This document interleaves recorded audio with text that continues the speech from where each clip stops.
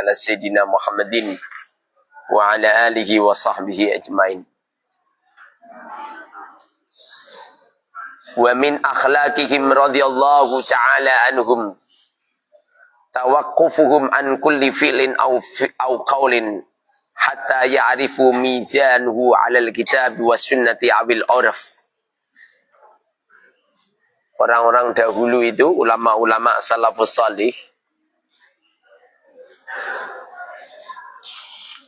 tidak ada yang digerakkan ataupun diucapkan kecuali dirujukan ke Allah, dirujukan ke kitabnya, dirujukan ke dawuh-dawuhnya baginda Rasul, ke sunnahnya, dan uraf.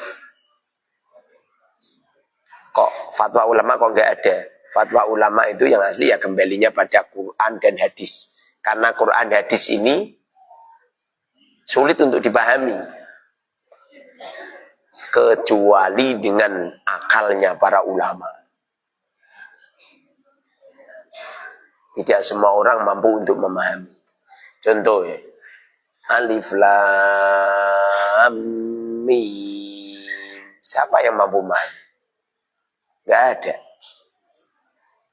Kemudian ada ulama yang mengatakan alif itu artinya Allah. Lam itu artinya latif. Mim itu artinya majid. Dari mana beliau menemukan ini? Nyampe-nyampe ada ulama yang mengatakan wallahu a'lamu bimuradih. Hanya Allah Subhanahu wa taala zat yang maha tahu akan makna alif lam mim. Ini fatwa ulama itu yang asli ya memahami Quran, memahami hadis dengan uquluhum, dengan akalnya para ulama berdasarkan ilham yang telah dititipkan oleh Allah di dalam qalbunya. Mereka mengembalikan pada Quran, mereka mengembalikan pada hadis, mereka mengembalikan pada auraf. Sebagaimana Allah berfirman, khudil af wa'mul bil urf, ya kan? Wa'arid anil jahilin, ambillah afwa pemaafan. Kalau ada yang salah itu dimaafin. Ojo sidik-sidik nasu, sidik-sidik gak cocok. Hidupmu gak tenang. Tidak semua orang harus setuju dengan kita. Kalau semua orang harus setuju dengan kita, maka seperti ada orang yang berjalan pakai kaki kanan terus. Harus kanan dan kiri. Ya makan yang ngising. Coba kowe duwe tangan siji tok ngene terus. Coba wagu kan? Beda kalau begini. Kan begini. Dan pelakunya selalu berseberangan, itirat. Kalau ini maju, ini mundur. Kalau ini mundur. Carikan yang melakukan ini. Seumamanya ada paling mau juga tuh. Gini. Gini lebaran. Waqad balaghuna annal imam Zainal Abidin, pernah suatu ketika Imam Zainal Abidin, putranya Sayyidina Husain, putranya Sayyidatina Fatimah, putrinya baginda Rasul sallallahu alaihi wasallam, namanya itu Ali, namanya Ali Zainal Abidin radhiyallahu anhu. Qala liwaladih, pernah suatu ketika Ali Zainal Abidin itu ngomong sama putranya, ittakhid li thawban albasuhu 'inda qada'il hajah. Beliau ngomong sama putranya, nah, ambilkan baju.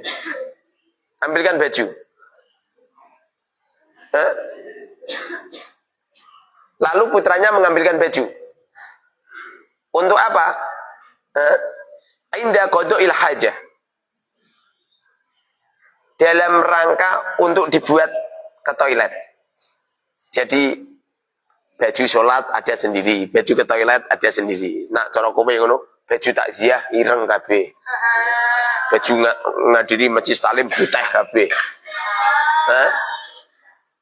Baju nganterke anak abang kabeh. Hah?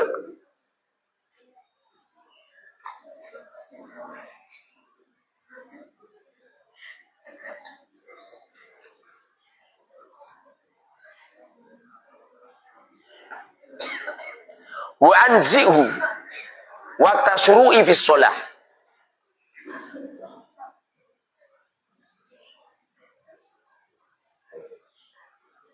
Jadi apa itu? Ali Zainal Abidin berkata kepada putranya, "Ittakhidli, ambilkan kepadaku sauban baju albasuhu 'inda qada'il hajah." Akan kupakai di waktu pengen hajat. Maksudnya hajat itu ke toilet. Wa anzi'uhu, dan aku akan melepaskannya. Waqta syuru'i fi sholat.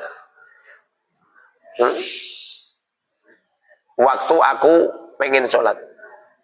Jadi Ali Zainal Abidin memerintahkan putranya untuk mengambilkan baju untuk dipakai ke toilet. Dan nanti baju itu selesai ke toilet, dilepas lagi, ganti baju yang lain yang dipakai tadi.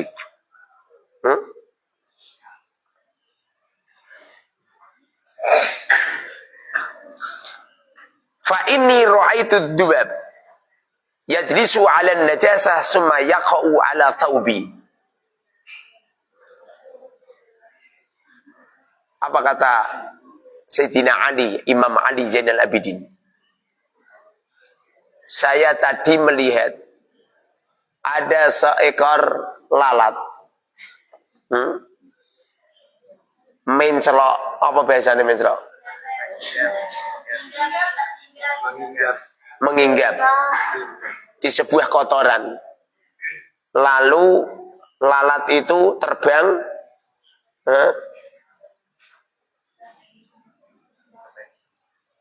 mencelok, menginggap. Menginggap di bajuku.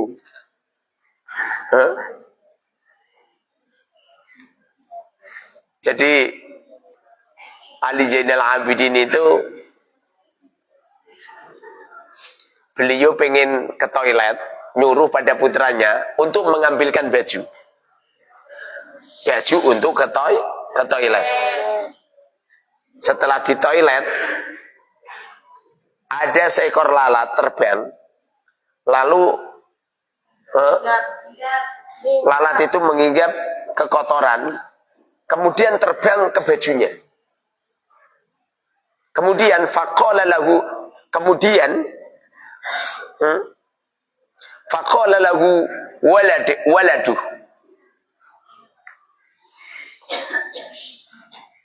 Kemudian anaknya Ali Zainal Abidin mengatakan, innahu lam yakun li Rasulillahi sallallahu alaihi wasallam illa thawbun wahidun li salati wa khula'i.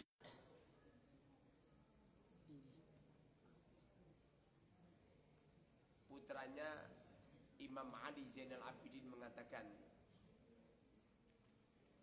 sesungguhnya Rasulullah itu kalau sholat, kalau ke toilet, bajunya ya cuma itu saja, tidak gonta-ganti. Kanjeng Nabi itu kalau sholat, kalau ke toilet, kemana saja, itu bajunya cuma satu, tidak gonta-ganti. Orang kok nang toilet ganti baju, kok nang kok toilet ganti baju meneh. Faraja'al imam amma kana azama ala fi'lihi.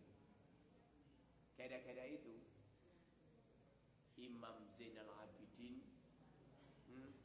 mengurungkan niatnya untuk ganti baju. Tadinya kan pengen ganti baju kan, gara-gara bajunya dienceloki Artinya beliau itu melakukan sesuatu berdasarkan Quran, berdasarkan hadis, berdasarkan yang dilakukan oleh baginda Rasul. Kenapa saya tidak memerintahkan kamu untuk pakai baju putih terus? Karena kanjeng Nabi dulu itu bajunya ya gonta-ganti. Lu kok Ustaz pakai baju putih terus? Saya menganggap tahun 2023 saya wafat. Saya menganggap saya sudah wafat, sehingga kalau saya sudah wafat, tentu kain kafan saya tidak warna-warni tapi putih, sehingga saya membungkus organ tubuh saya dengan kain putih. Loh kok ini masih hidup Ustaz? Ini bonus. Jadi saya diberi bonus oleh Allah hidup.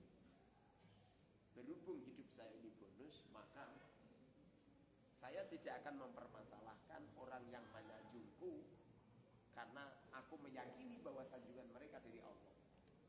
Dan aku tidak mempermasalahkan orang menghinaku, karena orang yang menghinaku sudah ditakdirkan oleh Allah. Sehingga saya itu senang. Ada orang nyanjung yang senang, ada orang menghina ya senang. Kenapa senang? Kedua-duanya dari kekasihku, kedua-duanya dari zat yang mencintaiku. Bila mana saya ridho kepada Allah, tentu Allah akan ridho kepada kita. Paham? Kalau Allah ridho kepada kita, maka Allah takdirkan kita ridho kepada Allah. Tapi kalau kita tidak ridho kepada Allah, maka Allah juga tidak ridho kepada kita. Paham maksud saya? Wa min akhlaqihim, di antara akhlaknya para ulama salafus shalih. Si ngomong tak suruh maju. Kamu ini. Saya ini jauh-jauh. Dulu istirahat saya. Si cantik ini. Pengen berangkat ngaji ini. Saat dipegang nggak boleh berangkat. Nyampe di sini ya kamu sebetulnya. Wa min akhlaqihim, di antara akhlaknya salafus shalih. Karena kita ini rujuknya itu kan ke Allah dan Rasulnya. Sementara yang paham tentang Allah dan Rasulnya itu ulama-ulama terdahulu. Kalau ulama-ulama sekarang banyak yang melakukan bid'ah. Dulu itu ulama tidak sombong-sombongan, harta benda banyak-banyakan, harta benda bagus-bagusan, rumah mewah enggak. Ya lagi modelik kiai-kiai saiki. Makanya rujukan kita ini akhlaknya para salafus saleh. Kathratu tafwidihim ila Allah Ta'ala fi amri anfusihim wa auladihim wa ashabihim. Ulama-ulama terdahulu ada itu. Kathratu tafwidihim ila Allah, banyaknya menyerahkan mereka ilallahi, kepada Allah Ta'ala. Menyerahkan apa? Fi amri anfusihim, pada perkara yang terjadi pada dirinya. Rambutnya, wajahnya, tangannya, dadanya, perutnya, kelaminnya, kakinya, nyampe diam dan geraknya diserahkan kepada Allah. Sehingga ulama-ulama terdahulu itu tidak mempermasalahkan. Dibentuk wajahnya seperti Nabiullah Yusuf yo ikhlas, seperti Nabi Kanjeng Nabi Muhammad yo ikhlas. Paham? Untuk apa saja ikhlas. Tidak cuman di waktu ditakdir oleh Allah baik saja, tidak, tapi di waktu ditakdir oleh Allah jelek dengan cara amalan saleh. Karena dibalik perbuatan jelek, dibalik kemaksiatan yang dilakukan oleh salafus saleh, mereka itu meyakini itu kalau dari Allah. Untuk melebur semuanya itu dengan istighfar, dengan amal-amal salih, ya, innal hasanat yudhibnas sayyi'at. Jadi menyerahkan semua permasalahan dirinya kepada Allah. Wa auladihim, punya anak juga diserahkan kepada Allah. Anak nakal, anak dapet, ya, serah ke Allah. Dengan cara bagaimana? Dengan cara diberi nama yang baik, dengan cara dididik yang baik, dengan cara dinafakoi yang baik, dengan cara dinasihati yang baik, dengan cara diajarin ilmu dengan baik, dengan cara diperintah untuk melakukan ibadah. Ini namanya menyerahkan urusan anak kepada Allah. Orang kok menyerahkan urusan anak kepada Allah. Ya Rob, saya punya anak, saya nggak bertanggung jawab, itu urusanmu. Ngapain istri sudah hamil? Udah, itu beri makan panjangan. Pada akhirnya waktu kirim kerja, anaknya telantar. Makna daripada menyerahkan anak kepada Allah, artinya mengikuti program Gusti Allah. Wa ashabihi, bahkan teman-temannya. Teman ada yang baik, teman ada yang jelek, semuanya dari Allah. Yang baik kita ikuti, yang jelek kita tutupin kejelekannya. Bukannya malah diobrak. Karena pada dasarnya yang menggerakkan semuanya itu adalah Allah. Menggerakkan Allah. Kamu diterangke ngomong sendiri gitu. Saya juga saya serahkan ngomong. Caranya bagaimana? Caranya saya framing. Ya gitu loh, masa tak jarke. Itu kalau saya ngejarke itu namanya saya tidak tanggung jawab. Kalau saya arahkan, berarti saya ini ngikuti program Allah. Karena yang baik kita ikuti, yang jelek kita baikkan. Fala yakunu mu'awwaluhum fi amri hidayatihim illa alaihi azza wa jalla. Mereka tidak mewakilkan perkara hidayah yang terletak pada dirinya. Mereka tidak menyerahkan petunjuk yang terletak pada dirinya illa alaihi, kecuali kepada Allah azza wa jalla. Dialah zat yang maha mulia dan maha agung. Dengan cara mengikuti programnya Allah. Kalau pengen kenyang ya makan. Lalu ada orang lapar, terima kasih. Ya Rob, saya lapar, kenyangkan kami ya Rob.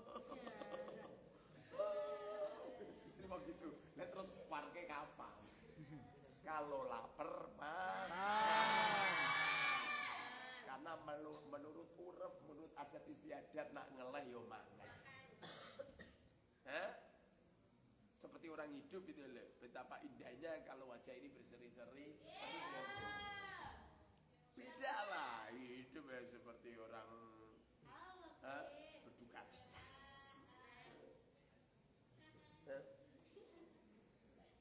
Wala yablughuna syai'an qad bi anfusihim. Mereka tidak pernah menuntut pada dirinya harus begini begitu, tidak. Karena dia telah tahu bahwa Allah lah yang memilihkan dirinya yang lebih baik. Sehingga apa yang diucapkan, apa yang didengar, apa yang dilihat, apa yang tergerak pada akal hati, apa yang tergerak di organ tubuhnya, semuanya diserahkan Allah dengan cara mengikuti perintahnya dan menjauhi larangannya. Nih pekerjaan salafus salih. Wa hum ghaibuna 'anil istinad ila Allah Ta'ala. Mereka tidak mungkin tidak menyerahkan kepada Allah.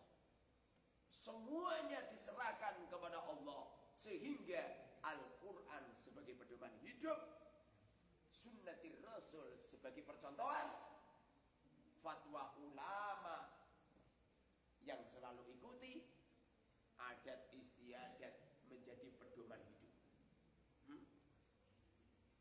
Paham? Loh, orang kalau sudah seperti ini enak. Bagaimana tidak enak? Di saat organ tubuhmu lemah, lalu tubuhmu makan, merasakan lazatnya makanan. Begitu juga di waktu kita dititipin oleh Allah roh, nyawa, akal, hati, butuh sebuah ilmu sehingga roh itu senantiasa lazat, akal itu senantiasa lazat, merasakan lazatnya makanan-makanan ruhaniyah, sehingga diterangkan ilmu yang semacam ini tidak mungkin ngantuk karena ada rasa lazat. Sebagaimana organ tubuh kita di saat lapar kemudian makan, tentu di waktu makan merasakan lazatnya makan, bukan dalam keadaan ngantuk.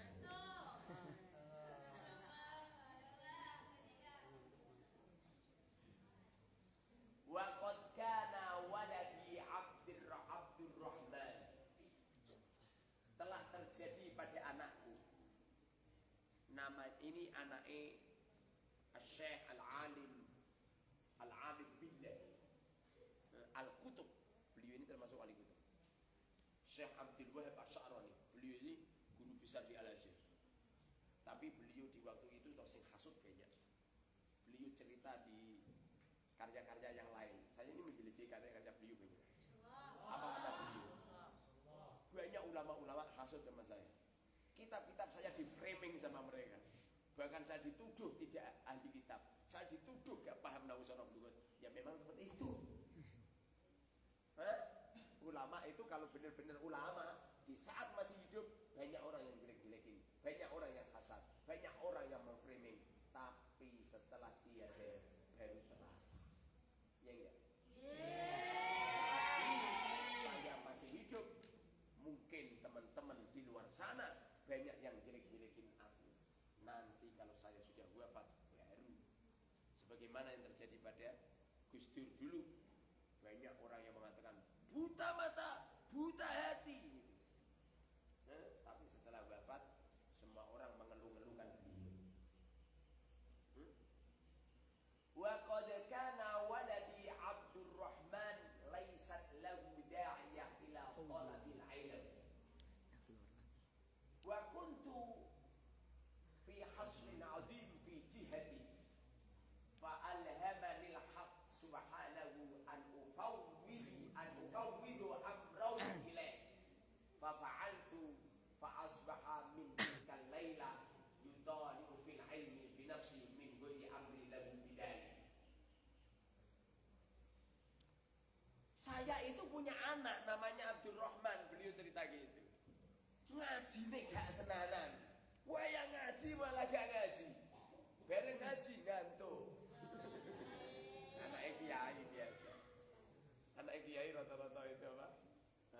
Pasrah. Abahku ngalim. Aku kok kesetrum. Alasannya fil aba.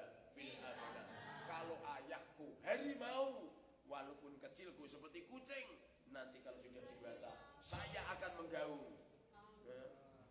Jadi ini anak ingun. Di waktu ada seorang kiai punya anak di waktu kecil dablek nakal, waktunya ngaji nggak ngaji, waktunya jamaah masih tidur. Di waktu kiai ini berusaha mengarahkan, mendidik, nyengeni, bahkan muaplak dan sebagainya, justru anaknya gak berhasil. Wa qad kana waladi Abdurrahman. Syekh Abdul Wahab ini punya anak namanya Abdurrahman. Lastu lahu da'iyah ila talabil ilm. Lastu lahu da'iyah ila talabil ilm. Saya itu tidak pernah nyuruh mereka untuk belajar ilmu, gak pernah tajar. Paham? Gak seperti saya, Muhammad Rano, Muhammad Gulei. Malah pintar-pintar dia. Ini beliau punya anak namanya Abdurrahman. Apa kata beliau? Lastu lahu da'iyah. Aku tidak pernah ngoyak-ngoyak ila talabil ilmi, pada belajar ilmu.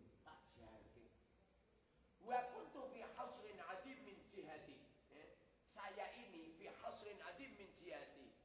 Fa alhamani. Fa alhamani al-haq subhanahu wa ta'ala. Suatu ketika saya diberi ilham oleh Allah an ufawwidu amrahu ilaih, untuk menyerahkan urusan anakku kepada Allah. Saya tidak pernah merintah, tidak pernah menyuruh belajar, tidak pernah harus karpe dhewe dijiarke, tak serahkan sama Allah Subhanahu wa taala. Yang penting saya punya ilmu, tak ajarkan ke murid-muridku. Anakku tak serahke kabeh karo Gusti Allah. Apa kata beliau? Fa asbaha min tilkal lailah, dilelah kersane Allah. Suatu malam, yutali'u fil aini bi nafsi min ghairi amri lahu bidalik. Suatu malam anakku buka-buka kitab diri, belajar diri, padahal ora tak perintah. Kan? Ulama-ulama dulu itu kalau apa? Kalau punya masalah apa saja, urusan dirinya, urusan anaknya, urusan istrinya, urusan keluarganya, urusan apa saja diserahkan kepada Allah, maka Allah akan memilihkan yang terbaik. Wa may yatawakkal 'ala Allah fahuwa hasbuh. Barang siapa yang menyerahkan urusannya kepada Allah, dialah zat yang mencukupi pada orang tadi. Tapi nak kowe mendelik, wah anak goblok kabeh. Justru anakmu goblok tenan, Mas. Makanya kiai-kiai rata-rata anake nek cilik nakal. Saking pasrahe yang Gusti Allah. Tapi justru anaknya ditarbiyahkan oleh Allah. Genah apik kan.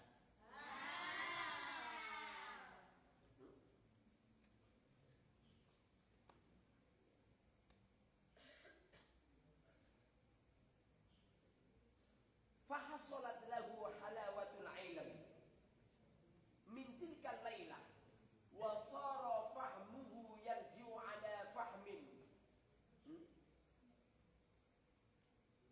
min nabi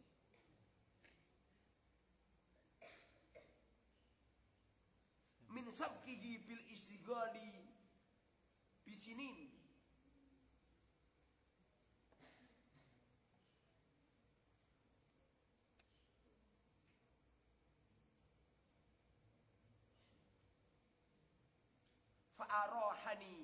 Fa'arahani Allah ta'ala bitafwidi ilaih minat ta'ab alladhi kuntu fi fallahu ta'ala yaj'aluhu minal ulama'il 'amilin bima 'alimu.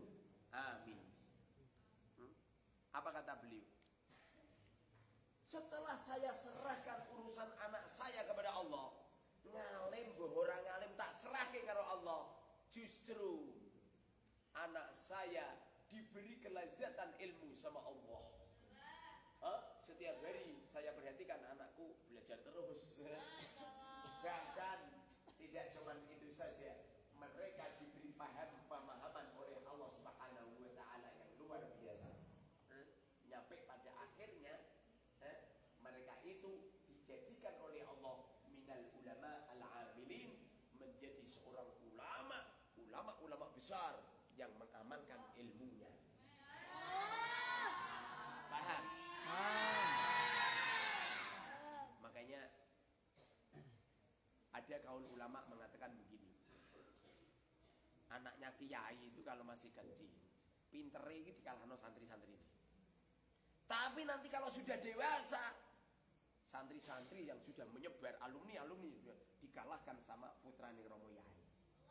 Kenapa bisa seperti itu? Sebab putranya kiai itu mendapatkan karomah yang telah dititipkan oleh abahnya, gara-gara orang tuanya, ayahnya, kiai itu menyebarkan, mentarbiyahkan ilmu kepada murid-muridnya. Kemudian tarbiyah anaknya diurusi oleh Allah. Orang tuanya saking sibuknya mendidik santri-santri, nyampe anak gak kopenan.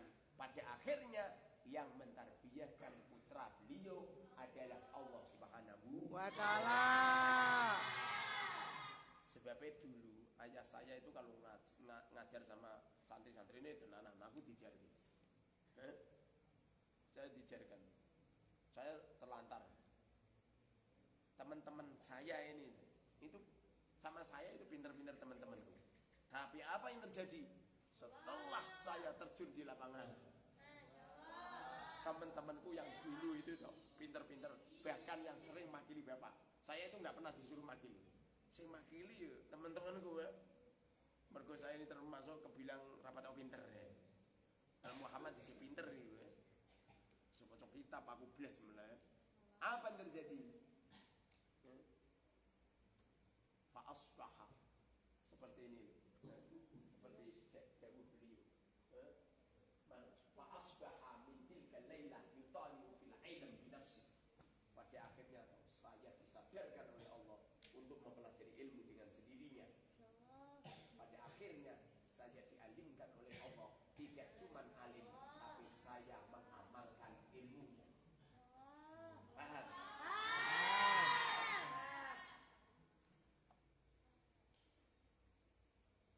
Kemarin ini saya mimpi diberi hadiah kuda orang.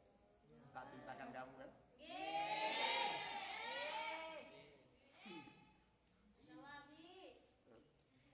Apa yang terjadi? Malam ini tadi saya diangkat menjadi ketua dakwah. Divisi dakwah se-Indonesia.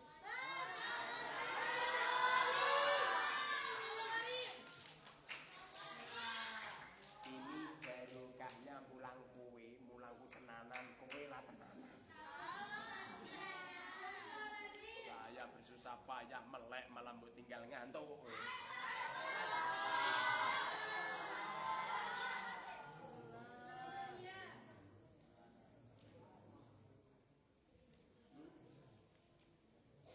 Waqad sami'tu syekhona. Aku mendengar dari percakapan guru kami, Asy-Syaikh Al-Alim Al-Alama Sayyidi Ali Al-Khawas. Sayyidi Aliyan Al-Khawas. Aku dibincang-bincangi, aku didawui sama guru kami, namanya Ali Khawas. Ali Khawas ini setelah saya cek, Ali Khawas, coba baca di situ. Ali Khawas, sejarah Ali Khawas. Sejarah Ali Khawas. Ya. Coba ini.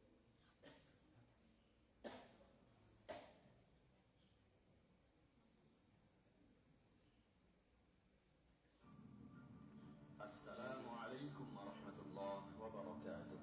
Ini sahabat beriman. Pada video kali ini kita akan menceritakan sebuah kisah tentang karamahnya Syekh Ali Al-Khawas yang pernah dinas meninggal kemudian menghidupkan orang yang mati. Akan tetapi sebelum kita mulai, jangan lupa di subscribe, like, dan bagikan video ini ke semua orang untuk menunjukkan dakwah Islam dengan harapan semoga senantiasa mendapatkan kebaikan dan mendapatkan keridhaan Allah Subhanahu.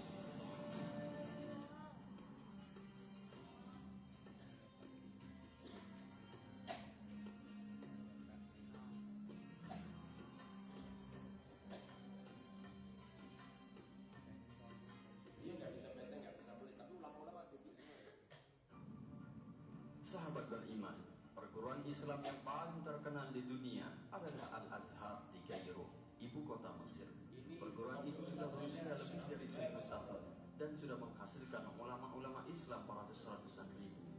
Pada zaman dahulu, perguruan Al-Azhar pernah dipimpin oleh seorang alim besar yang sangat terkenal bernama Syekh Abdul Wahab Asy-Sya'rani. Kemudian pada masa itu juga tinggallah seorang alim yang berusia sudah lanjut bernama Syekh Ali. Kerjanya sambil wirid-wirid tiap hari adalah menganyam khus atau daun kurma menjadi tudung. Oleh karena itu, beliau dikenal dengan sebutan Syekh Ali Al-Khawas. Orang-orang banyak mengenal beliau sebagai waliullah. Biasanya orang menyebut beliau dengan sebutan Syekh Ali Waliullah. Beliau sebenarnya buta huruf, tetapi karena karomahnya, beliau diberi ilmu yang sangat luas oleh Allah Azza wa Jalla. Kemudian singkat cerita, pada masa itu terjadilah di Mesir suatu peristiwa yang menggemparkan, mirip sekali dengan peristiwa pada zaman Nabi Musa alaihi salatu wassalam dahulu. Di tengah padang yang luas, dijumpailah mayat seseorang. Keluarga mayat melapor kepada pemerintah Mesir supaya diadakan penyelidikan. Para petugas segera melaksanakan tugasnya, tetapi pelaku pembunuhan tidak juga diketahui jejaknya. Orang-orang Yahudi yang ada di Mesir manas-manaskan hati raja. Orang Yahudi berkata, ceritanya Nabi Muhammad pernah bersabda bahwa ulama-ulama umatnya sama dengan nabi-nabi Bani Israel. Nabi Musa dahulu pernah menjumpai masalah yang begini. Beliau menyembelih sapi kemudian memukul mayat itu dengan lidah sapi itu. Mayat itu langsung menjadi hidup kembali. Kalau sabda Nabi Muhammad itu memang benar, mengapa ulama Mesir yang sekian banyaknya tidak bisa menghidupkan orang yang mati? Supaya tidak bertanya langsung padanya siapa yang membunuhnya. Kalau sekian banyak ulama sekarang ini tidak ada yang bisa menghidupkan orang mati itu, berarti Nabi Muhammad itu bohong. Umat Islam merasa sangat terpukul oleh orang Yahudi itu, terutama sekali Raja Mesir. Raja Mesir mengundang ketua majelis ulama, yaitu Syekh Abdul Wahab. Kepada Syekh Abdul Wahab, Raja menceritakan kata-kata orang Yahudi itu yang menyinggung perasaan umat Islam. Raja mohon kepada Syekh Abdul Wahab untuk mengatasi hal itu. Jangan sampai kebesaran dan kebenaran yang dibawa oleh Nabi Muhammad SAW itu diusik oleh orang-orang Yahudi. Mula-mula Syekh Abdul Wahab susah, kemudian beliau ingat karamah dan kemakbulan doa Syekh Ali gurunya. Beliau yakin bahwa Allah akan mengabulkan doa Syekh Ali. Kemudian beliau menjawab raja dengan jawaban insya Allah. Beliau mohon permisi dari raja dan langsung menghadap gurunya Syekh Ali. Sekedar beliau duduk, belum berbicara apa-apa, Syekh Ali berkata, masalah yang begitu saja engkau sudah susah, beritahu saja raja, supaya mengumpulkan seluruh pejabat, para ulama dan rakyat. Orang Yahudi dan Nasrani sangat perlu hadir untuk membuktikan kebenaran sabda Rasulullah SAW itu. Pada suatu hari yang telah ditentukan itu, saya bertindak sebagai budak yang akan menuntun kudamu. Engkau paling depan diiringi oleh semua ulama-ulama yang lain. Biarlah orang-orang Yahudi melihat bahwa budak ulama Nabi Muhammad SAW bisa menghidupkan orang mati atas izin Allah Azza wa Jalla.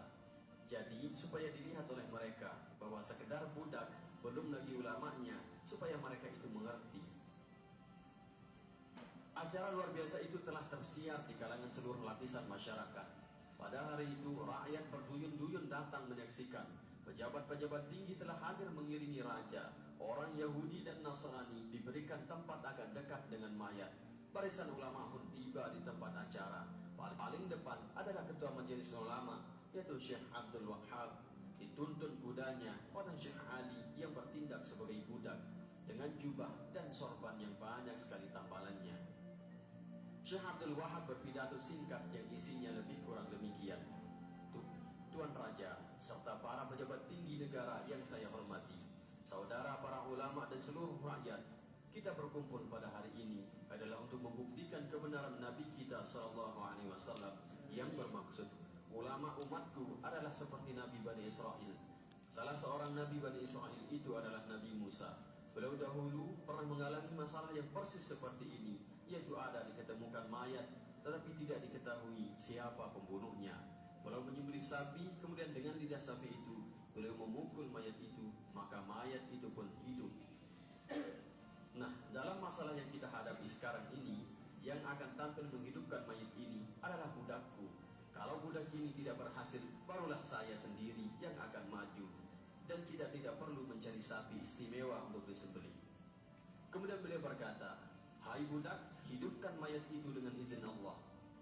Kemudian Syekh Ali bangkit dari duduknya, beliau mendekati mayat itu dan berkata, ayyuhal mayyit, qum bi'idni sayyidi.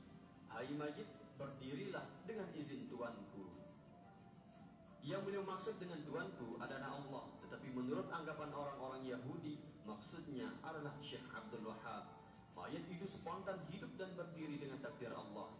Dia melihat sekelilingnya keheranan karena melihat orang-orang sebanyak itu. Kemudian petugas yang ditugaskan untuk menyelidiki segera mendekatinya. Kemudian ditanya siapa yang membunuhnya, apa sebab-sebabnya, dan lain sebagainya.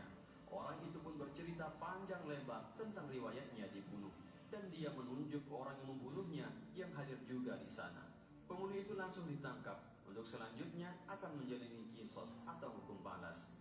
Orang-orang Yahudi menjadi heran akan kebesaran Syekh Abdul Wahab karena dianggapnya Syekh Ali sebagai budaknya sangat karamah. Maka banyaklah orang-orang Yahudi dan Nasrani yang masuk Islam melihat kejadian yang ajaib itu. Setelah orang itu nih, paham maksudnya?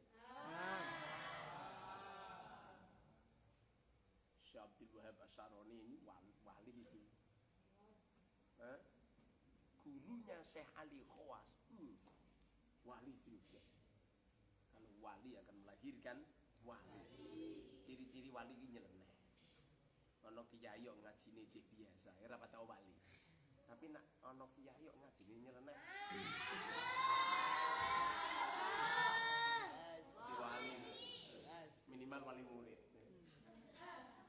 Jadi Syekh Abdul Wahab ini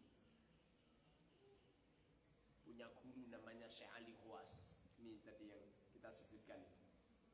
Beliau ini buta huruf, tidak bisa membaca dan tidak bisa menulis. Pernah suatu ketika terjadi geger-geger di Mesir. Gara-gara apa coba? Orang Yahudi memframing di mana perkataan nabimu yang mengatakan ulama ummati ka anbiya Bani Israel. Ulama umatku koyok nabine Bani Israel. Dulu nabi kami, Nabi Musa pernah bisa menghidupkan orang mati dengan cara disembelihkan sapi, lalu lidahnya disabitkan kepada mayat, langsung hidup. Di waktu itu diomongkan sama seorang raja. Rajanya bingung. Saking bingungnya datang ke Al-Azhar. Kebetulan di waktu itu Mudirul Al-Ma'had Al-Azhar, pimpinan pengasuh pondok pesantren Al-Azhar, namanya Syekh Abdul Wahab Asy'arani, disampaikan ini ada orang Yahudi ini, ada orang mati tidak diketahui kematiannya. Ini gimana ini? Kalau kamu nggak bisa menjawab, tidak bisa menghidupkan mayat, ini kita ini malu ini sama orang Yahudi. Apa yang terjadi? Gak pusing itu Syekh Abdul Wahab Asy'arani. Dia punya guru, kelihatannya si Umi, kelihatannya nggak bisa menulis, tapi doanya ijabah. Orang kayak kowe, doamu kan lewat SMS.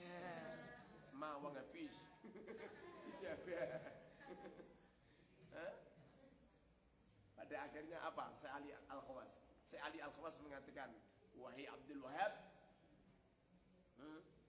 kumpulkan semua orang di kerajaan, orang-orang Kristen, orang-orang Yahudi, Nasoro, kumpulkan semua, ulama-ulama kumpulkan semua, raja-raja, pegawai raja kumpulkan semua. Nanti kamu etok-etok aku sebagai budakmu, etok-etok saya sebagai budakmu. Apa yang dikatakan Syekh Abdul Wahab? Inci langsung berangkat, nemuin sama raja, disuruh ngumpulin semua. Pengumumannya sampai penjuru daerah datang semua. Di waktu itu Syekh Ali Al-Khawas datang ke tempatnya raja, memakai baju jomplang camping penuh dengan tambal-tambalan. Orang yang wis tua turut nyampe di sana, Syekh Abdul Wahab pidato pengen membuktikan dawuhnya baginda Rasul, ulama ummati ka anbiya Bani Israel. Beliau mengatakan, ini nanti yang menghidupkan budak saya saja, yang menghidupkan budak saya saja. Apa yang terjadi? Budaknya datang menghampiri, kemudian didoain urip. Kalau kamu pengen hebat, harus berguru dengan hebat. Ulama yang hebat jadi komunis.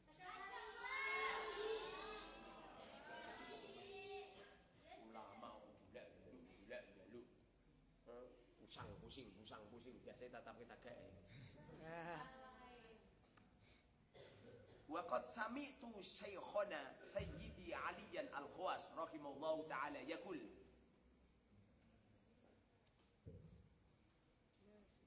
ma thamma anfa li auladil ulama was salihin min ad-du'a lahum bidhahiril ghaibi ma'a tafwidi amri ila Allah taala.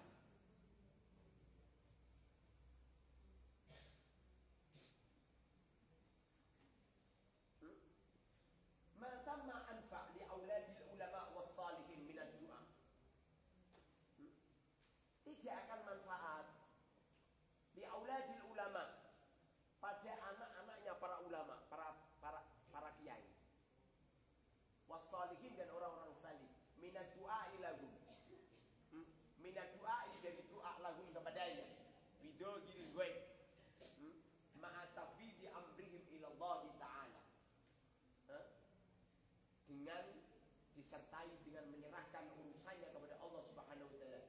Wa dzalika li anna ahadahum yatarabba fit dalali ala walidi ma musa'adati umrihi in kana wa yaktafi bi ta'dhimi naslahu bi hukmi taba bi abihi fala yasiru illa da'i iktisabil fadail ghaliban wa yaqulu fi nafsi innal ladhi kuntu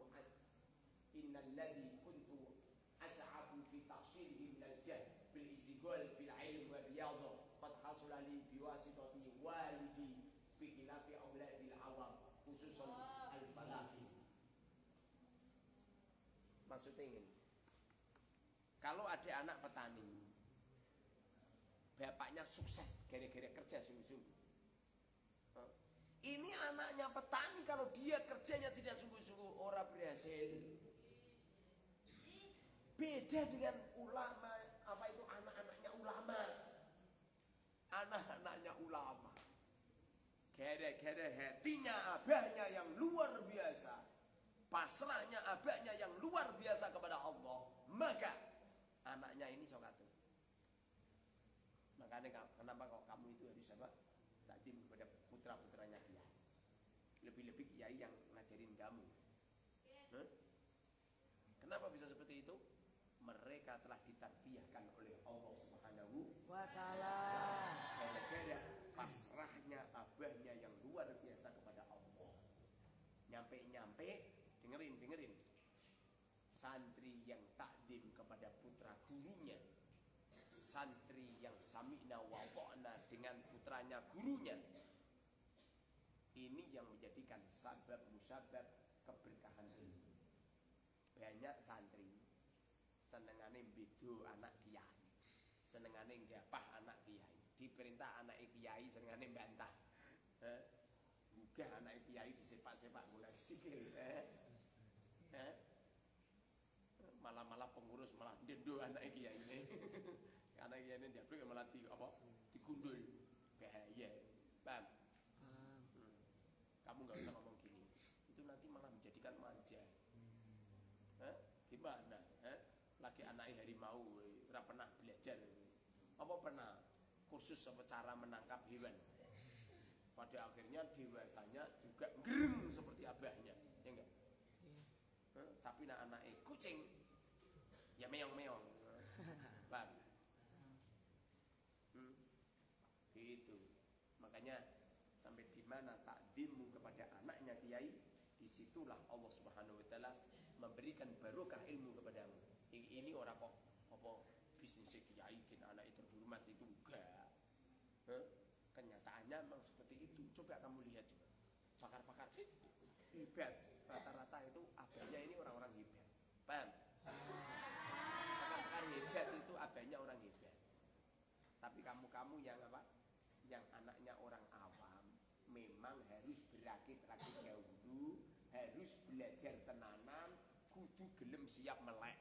Tapi anak kiai gen sakarepe dhewe. Nanti kalau udah waktunya, ya enggak?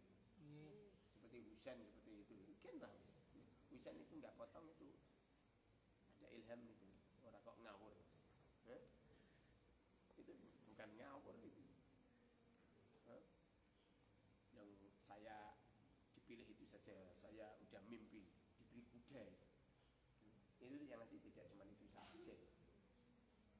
ini itu. Konon cerita. Dengerin. Setelah Kanjeng Nabi wafat, wahyu yang dari langit itu diberhentikan. Illa ru'ya salihah, kecuali mimpinya, mimpi-mimpi yang baik yang dilakukan oleh orang-orang saleh. Tak ceritani. Kiai bener-bener kiai iku ngerti.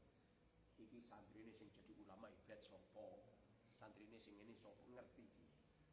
Cuma itu adalah ilmu sir yang harus dirahasiakan. Kenapa begitu? Sebab nanti kalau diomongkan bahaya. Siapa mencaiku gini bahaya. Mereka merahasiakan. Semua ulama-ulama dengerin, mimpinya itu benar-benar terjadi. Kok seumpamane ya apa? Ada netizen yang pian dimaafin. Mereka kan orang awam. Mereka itu orang awam.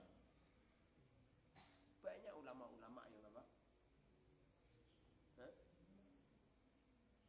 Tidak cuma mimpi, ketemu langsung. Paham?